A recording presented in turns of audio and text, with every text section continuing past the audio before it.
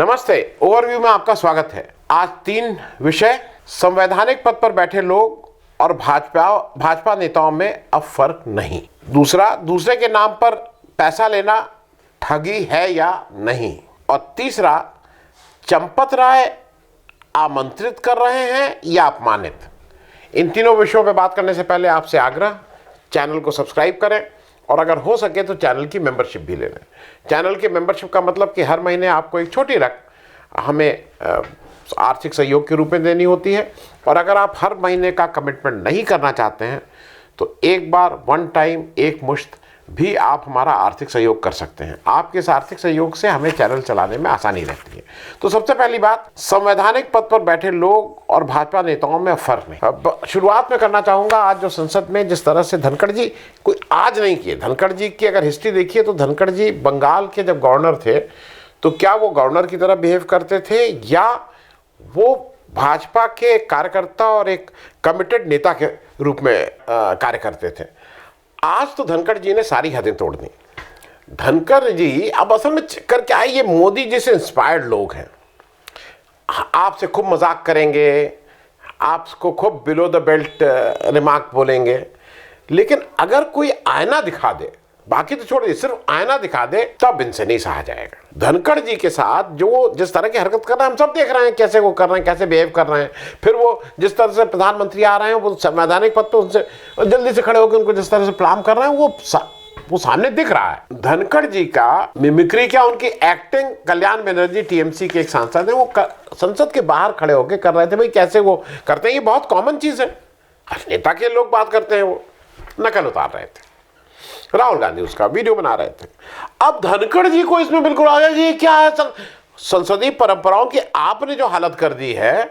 और आपके बगल में जो हरवंश जी बैठे हैं, जो किसानों के साथ उन्होंने जिस तरह का विश्वासघात किया है कि राज्यसभा में बिना बहुमत के उन्होंने बिल पास करा दिया था। आप लोगों को कहने का हक है ये कि आपकी परंपरा है। किस मुंह से कह रहे हैं, किस मुंह से कह रहे हैं। दूसरे एक आपके साथी हैं, आरिफ मोहम्मद खान केरल के गवर्नर के पद पर बैठे हुए हैं। उन्होंने केरल को बिल्कुल अखाड़ा बना दिया है। भाई आप क्या करना चाह रहे हैं? देखिए, चाहे वो पीठासीन अधिकारी हो राज्यसभा, पीठासीन अधिकारी हो लोकसभा, तमिलनाडु के गवर्नर, महाराष्ट्र के गवर्नर, तेलंगाना के, महाराष्ट्र के गवर्नर के लिए तो सुप्रीम कोर्ट ने कहा कि नहीं कहा कि ये जो महाराष्ट्र के गवर्नर थे उन्होंने गलत किया था जिस तरह से सरकार बनाई थी। उन गवर्नर साहब का कुछ हुआ? कोश्यारी जी का, वो तो हंसते गाते मुस्कुराते चले गए। कुछ हुआ उनका? मतलब गवर्नर चाहे जो चाहे वो करे, पीठासीन अधिकारी जो चाहे वो करें, बाकी आप उनकी, लेकिन उनकी मर्यादा रहे। अब लेटेस्ट जो आरिफ मोहम्मद खान कर रहे हैं, उन्होंने एक स्टेटमेंट दिया। आरिफ मोहम्मद खान ये स्टेटमेंट दे रहे हैं कि there is the beginning of the collapse of the constitutional machinery in the state. और खुद क्या हरकत कर रहे हैं? खुद ये हरकत कर रहे हैं आरिफ मोहम्मद खान साहब कि वहां के एक चुने हुए मतलब दूसरे टर्म के लगातार पिनियारी विजयन साहब जो हैं वहां के चीफ मिनिस्टर हैं, सीनियर आदमी हैं, अच्छे से सरकार चलाते हैं। उनका गृह जनपद कन्नूर है। कन्नूर के बारे में आरिफ मोहम्मद खान साहब बयान दे रहे हैं, Kannur has a bloody history of killing. मतलब वो इनको जब कह रहे हैं विजयन साहब के लिए, कह रहे हैं Kannur has a bloody history of killing. आप किसी जिले विशेष को, आप गवर्नर हैं भाई केरल के, देश में क्या किसी जिले विशेष को कोई ये कह सकता है कि नहीं this has a history of killing? क्या हो गया है? मतलब मैं इनको बहुत अच्छा आदमी मानता था, मैं जानता हूं इनको, लेकिन इनको शायद भाजपा में जाके जिस तरह से इनकी ब्रेन वॉशिंग हुई है, वो कुछ क्या बोलेंगे उसको। ये हमारे जो आरिफ मोहम्मद खान साहब हैं, अगर आप इनकी भाषा की बात करिए तो ये जो सीपीएम की यूथ विंग है, SFI, student federation of India, उसको लगातार उसको गुंडा, क्रिमिनल, ये सब लगातार बोलते रहते हैं। अब लेटेस्ट आरिफ मोहम्मद खान साहब का जो कारनामा है वो ये है कि एसएफआई का आरोप है कि इन्होंने 4 अंडर क्वालिफाइड अखिल भारतीय विद्यार्थी परिषद के कैडर के लोगों को केरला यूनिवर्सिटी के सेनेट में नॉमिनेट किया है। इसको लेकर एसएफआई प्रोटेस्ट कर रही है। इस बीच जो हमारे आरिफ मोहम्मद खान साहब हैं वो कालीकट यूनिवर्सिटी के में एक कार्यक्रम में पहुंचे हैं। वो श्री नारायण गुरु का कार्यक्रम है। वो सनातन धर्म चेयर और भारतीय विचार केंद्र द्वारा, अब ये जो आप नाम ही से समझ लीजिए ये कौन लोग इसको ऑर्गेनाइज कर रहे हैं, वो इसको ऑर्गेनाइज कर रहे हैं। अब आरिफ मोहम्मद खान साहब, जहां पे इनका काम ही शायद ये है कि आग में घी कैसे डालो, इनको रुकना था सरकारी अतिथि गृह में। ये कहे कि नहीं नहीं मैं तो ये सब छोड़ के ये यूनिवर्सिटी कैंपस में रुकेंगे। वहां पे स्टूडेंट फेडरेशन ऑफ इंडिया के जो विद्यार्थी हैं उन्होंने बैनर लगाए, उन्होंने इनको संघी बोला, उनको गो बैक बोला, उनको वेलकम किया, पूरे उसमें बैनर लगे। ये मैं एक आध कोशिश करूंगा कि आप भी देख लीजिए। और ये एक part and parcel of protest है किसी भी जगह का। अब इन्होंने आरिफ मोहम्मद खान साहब को देख के उसको आग बबूला हो गए। इन्होंने पुलिस के अधिकारियों को डायरेक्ट आदेश एक तो डायरेक्ट आदेश दे रहे हैं जो कि गवर्नर को नहीं करना चाहिए, आप सरकार के थ्रू ही वो करें, लेकिन नहीं, सरकार के इन्होंने पुलिस अधिकारियों को डायरेक्ट आदेश देने लगे कि भाई ये बैनर और पोस्टर उतारने की बात करो। अब दिक्कत क्या है कि शायद आरिफ मोहम्मद खान तो अलीगढ़ मुस्लिम यूनिवर्सिटी के ठीक ठाक पढ़े हैं भाई, सारी चीज़ें जानते हैं। यूनिवर्सिटी कैंपस में जब तक वीसी की परमिशन के बिना पुलिस अंदर नहीं जा सकती है, वो छुट्टी का दिन था। अब ये मार उनके पीछे लग गए, उनकी क्लास ले रहे हैं ये वहाँ से, और वहाँ ये अब यूनिवर्सिटी कैंपस में बैठ के लगातार स्टूडेंट फेडरेशन ऑफ इंडिया और सीपीएम के खिलाफ और चीफ मिनिस्टर के खिलाफ बोल रहे हैं। चीफ मिनिस्टर ने कहा है कि वो प्रेसिडेंट और प्राइम मिनिस्टर को लिख रहे हैं इनकी इस तरह की बातों के लिए, लेकिन मुझे ऐसा लगता है कि ये चाहे गवर्नर हो, चाहे हमारे वाइस प्रेसिडेंट साहब धनखड़ साहब हो, इन सारे लोगों के रोल को अब समय आ गया है कि रीडिफाइन करना होगा, क्योंकि ये लोग सरकार चलाने में या सदन की कार्रवाई करने में ये लोग उसके लिए सहायक हैं या रोड़ा हैं या बाधक हैं या केवल सरकारी पार्टी के एजेंट के रूप में काम कर रहे हैं, ये समझना है। क्योंकि अभी ये सारे लोग जो हैं, चाहे वो गवर्नर हो और चाहे वो पीठासीन अधिकारी हो, ये सारी समस्याएं नॉन बीजेपी रूल्ड स्टेट हैं वहां हैं, और सदन में जो नॉन बीजेपी मेंबर्स हैं उन्हीं के साथ सारी समस्याएं हैं। मतलब जो बीजेपी में चला गया वो इतना बढ़िया पार्लियामेंटेरियन, उसकी सब संसदीय, बाकी जो नॉन बीजेपी है उसको निलंबित करो, ये करो वो करो। तो एक चीज मुझे लगता है कि जितने लोग हैं, चाहे वो धनखड़ साहब हो चाहे आरिफ मोहम्मद खान हो, इन लोगों को पावर विदाउट रिस्पॉन्सिबिलिटी मिल गई है। क्या जिम्मेदारी है, किसके प्रति जवाबदेह है? जवाबदेह जिन्होंने इनको अपॉइंट किया उसके प्रति है, जनता से कोई लेना देना नहीं है। अब मैं दूसरी बात पे आ जाऊं, दूसरे के नाम पर पैसा लेना ठगी है या नहीं, मूल प्रश्न ये है। ये मैं इसलिए कह रहा हूं कि कांग्रेस ने अपने 138 साल पूरा कर रही है कांग्रेस के स्थापना दिवस पे। अब इस 138 साल में कांग्रेस शुरू में तो एक आंदोलन के रूप में रही, फिर पार्टी आई, फिर देश आज़ाद हुआ, फिर आज़ादी से पहले भी कांग्रेस सरकार रही, फिर सरकार की जो समस्याएं थी वो आई, पार्टी का कई बार हिस्सों में बटी, पार्टी के खराब दिन आए। पार्टी के खराब दिन ये आए कि पार्टी की ही नीतियों की वजह से बीजेपी को इस तरह की आने का और इस तरह की पॉलिसी करने का मौका मिला। लेकिन अब उसको उसको राहुल गांधी फिर से रीडिफाइन, फिर से री इन्वेंट, फिर से उसको नवनिर्माण में लगे हुए हैं कांग्रेस को और देश को, कांग्रेस के थ्रू इस देश को। और उसका एक बड़ा भूमिका उन्होंने भारत जोड़ो यात्रा करके दिखी थी। कांग्रेस ने अभी एक कैंपेन शुरू किया, उस कैंपेन का नाम था डोनेट फॉर देश, और उस वेबसाइट का नाम था जिस पे ये पैसा देना था donateinc.in, इसके द्वारा उनको डोनेट करना था।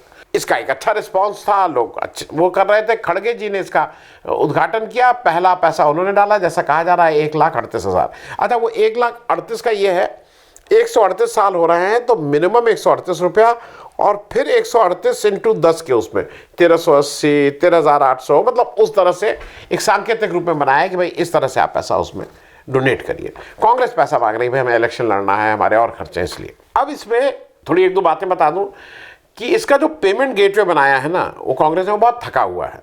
सीसी एवेन्यू नाम का पेमेंट गेटवे है, बहुत ही थका हुआ।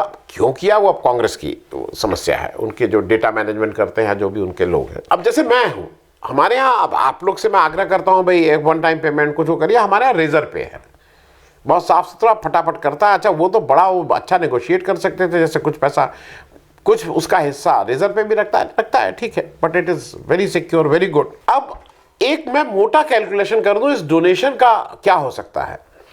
बीजेपी अभी जो 5 राज्यों में चुनाव हुए उसमें कांग्रेस पार्टी को करीब 5 करोड़ वोट मिले, ठीक है। मैं ये मान रहा हूं उस 5 करोड़ वोट में 4 करोड़ आम वोटर थे, 1 करोड़ जो थे वो कांग्रेस के बहुत बड़े समर्थक, कांग्रेस के वर्कर, कांग्रेस के लोग थे। 1 करोड़, केवल 20% आउट ऑफ दोस 5 करोड़। और वो कांग्रेस के एक्टिविस्ट हो, वर्कर हो, जो भी हो। अब आप एक चीज ये समझिए कि अगर 1 करोड़ लोग, 138 सबसे कम है, फिर 1380, एवरेज अगर 500 रुपया पकड़ लिया जाए एक आदमी के ऊपर, तो अगर ये 1 करोड़ लोग 500 रुपया देंगे तो आपको अंदाज है कितना पैसा आ गया होता है इस इलेक्शन में? 500 करोड़। 5 राज्यों में, जिसमें मिजोरम जैसा राज्य जहां पे 1 एमपी की सीट है और मध्य प्रदेश जहां पे 29 एमपी की सीट है, इन सब जगह पे करीब 500 करोड़ रुपए आ गया होता है।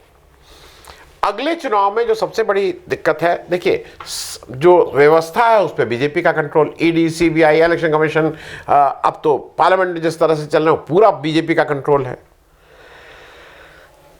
दूसरा साधन जो पैसे का है उस पर बीजेपी इलेक्टोरल बॉन्ड के through BJP 95% of the election जो फंडिंग होती है, जो लोग देते हैं, उस पर बीजेपी कंट्रोल कर रही है।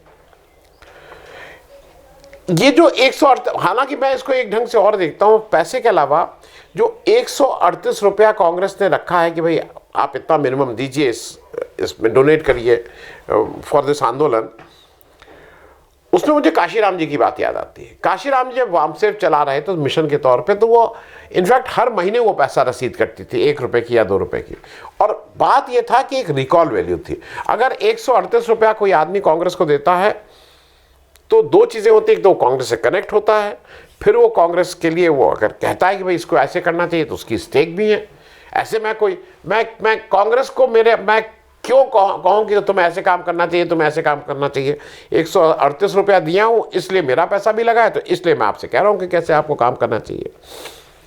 अब ये सब जब हो रहा था तो बीजेपी का आप खेल समझ लीजिए। मतलब मैं इसलिए कह रहा हूं कि ये जो ठगी मक्कारी जो एक बेसिकली डीएनए में है वो समझ लीजिए, क्योंकि ये जब तक आप समझेंगे नहीं तब तक इसको वो नहीं। डोनेट फॉर देश कैंपेन का नाम है।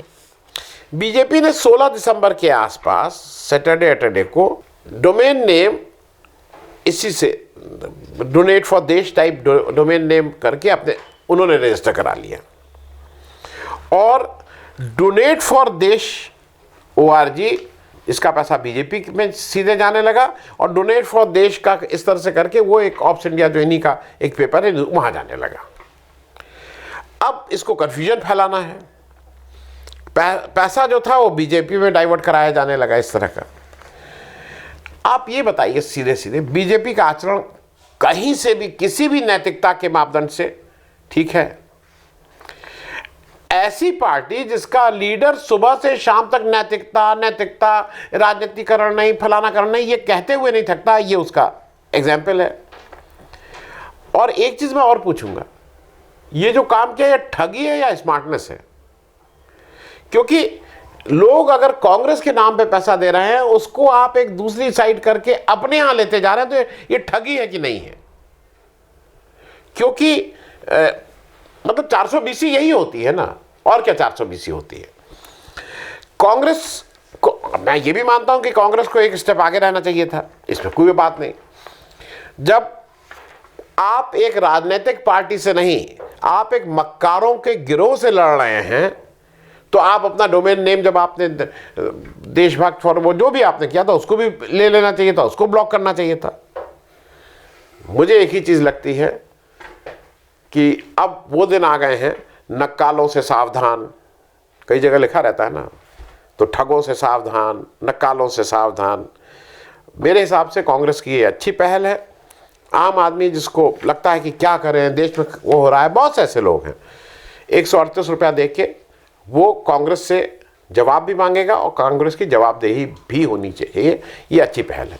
अब तीसरी बात, चंपत राय आमंत्रित कर रहे हैं या अपमानित?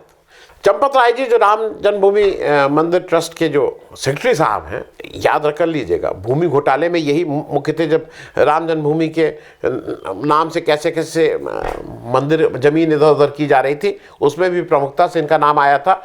उस जांच का क्या हुआ, उस जांच का वो हुआ, वो अभी तक किसी को नहीं पता है, लेकिन प्रमुखता से इनका नाम आया था। इस मैंने सिर्फ याद दिलाने के लिए कहा। चंपत राय जी आमंत्रित कर रहे हैं पूरे देश भर के, अडानी जी भी उसमें, भाई मैं अडानी जी का नाम ले रहा हूँ, अडानी जी हैं, अंबानी जी हैं, ये सब जी लोग हैं। उसमें उन्होंने, उनको याद आ गई तो उन्होंने आडवाणी जी और मुरली मनोहर जोशी जी को भी इनवाइट किया, और साथ में ये भी कहा कि आमंत्रित तो कर रहे हैं लेकिन आप आइएगा मत, आप आइएगा मत, आप बुढ़े हो गए हैं, आप आइएगा मत। मैं वो एक छोटा सा वो लगा दे रहा हूँ जिससे आप खुद देख लीजिए कि उन्होंने क्या कहा। आडवाणी जी का होना अनिवार्य है, और हम ये भी कहेंगे वो कृपया ना आए। आपको मालूम है कि नहीं, आप आडवाणी जी को देखा भी है कि नहीं? आडवाणी जी की आयु में आप पहुंच पाएंगे कि नहीं पहुंच पाएंगे?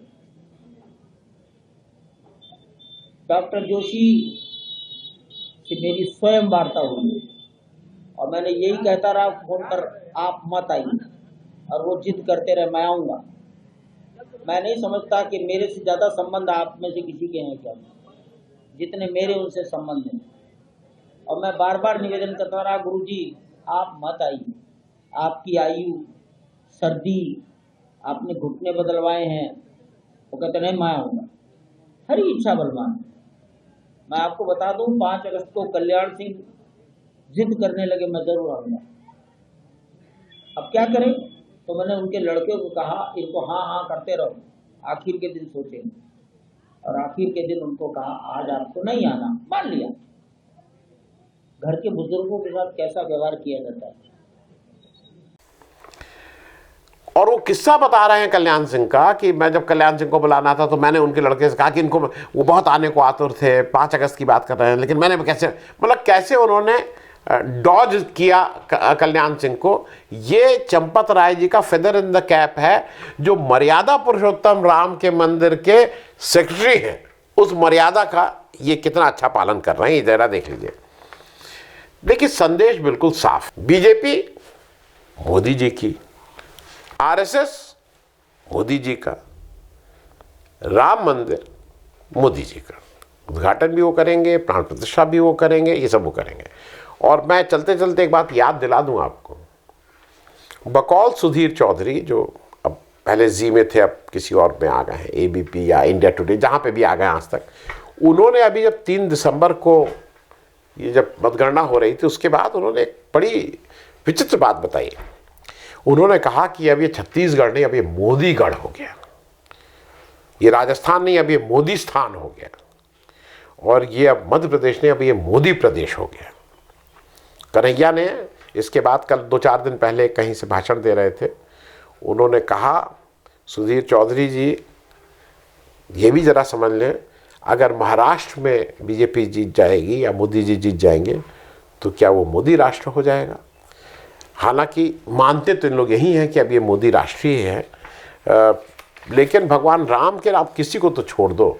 और मैं हरदम जो कहता आया हूँ, भगवान राम का जो एटीएम है जिससे वोट अभी तक भर भर के आपके आए हैं, वो मुझे ऐसा लगता है कि इस बार वो एटीएम में पैसे मतलब वोट अब ख़त्म हो रहे हैं। आपको कुछ नया शगुफा छोड़ना पड़ेगा। राम मंदिर तो हम सब लोग जाएंगे, लेकिन उसके कहीं ना कहीं अब वोट की जो जिस तरह से आपको भर के मिलते हैं तो वो नहीं मिलेंगे। और एक अंतिम बात, आडवाणी के साथ आपने जो किया, मूल्य बुढ़ापे में अगर आप किसी को अपमानित करते हैं ना, तो एक लॉ ऑफ नेचर भी होता है, ये हरदम याद रखिएगा। थैंक यू सो मच, बहुत बहुत धन्यवाद।